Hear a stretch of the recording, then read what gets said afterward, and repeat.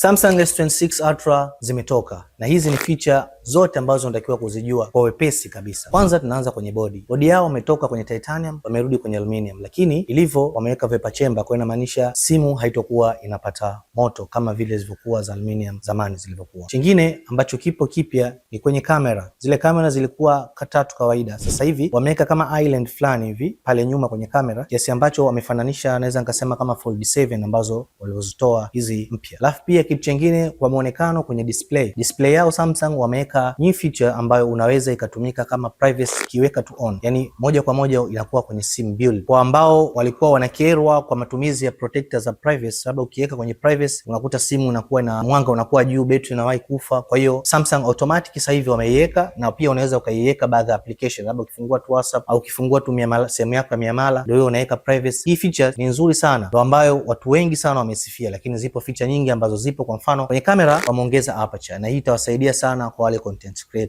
creator yote ambaye anataka kutumia simu ya Android, na hii Samsung S26 Ultra itamfaa kwa sababu ina stabilization ya kutosha. Alafu pia kwenye kamera unaweza ukashoot kwa IPV ambayo baadaye unaweza ukaifanya conversion ya lights tofauti. Watu wa photography nafikiri watakuwa wananielewa. Utabadilisha ile kamera ulikuwa umeshoot kupata kala kali kabisa za cinematic, au ambazo unaweza ukaziposti bila ya kwenda kutumia Premiere Pro au application yoyote ya editing. Kwa hiyo moja kwa moja unaweza ukazibadilisha tu kwa kupitia lights, na moja kwa moja ukapata video kali kabisa kwa kupitia Samsung yako S26 Ultra. Kingine ambacho kwangu mimi nimeona kimeboreshwa zaidi kwenye stabilization, wameongeza kwenye sehemu ya horizontal. Unaweza ukaweka lock kwenye horizontal, na maanisha unaweza ukampa hata mtoto wako akaweza kukushoot na video ile, hata akizungusha simu vipi haionekani kama simu inacheza. Hii ni feature kubwa sana kwenye kamera kuwekwa, na ndio ipo kwenye Samsung S26 tu. Lakini kwa disappointed ambao nipokuwa nayo ni kwenye battery. Battery zake ni ile 5000, wakati kuna simu nyingine zimetoka nyingi ambazo zina battery 7000, 6500. Kwa unakuta kidogo kwenye competition kwenye Android, na wao walitakiwa at least yani